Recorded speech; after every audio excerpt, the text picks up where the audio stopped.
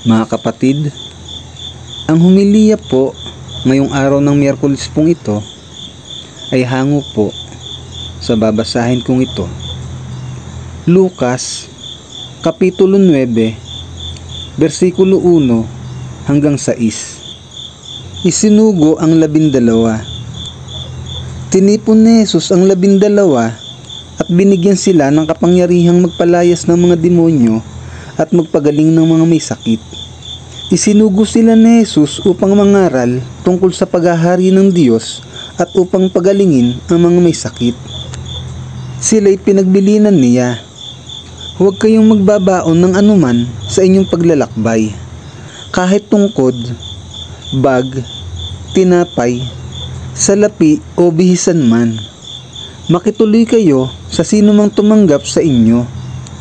At manatili kayo sa bahay nito hanggang sa pag-alis ninyo sa bayang iyon.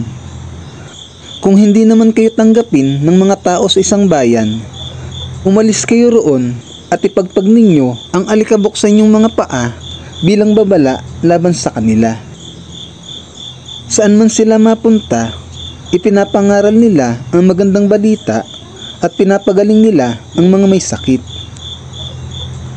Ang mabuting balita ng Panginoon. Pinupuri ka namin, Panginoong Hesukristo.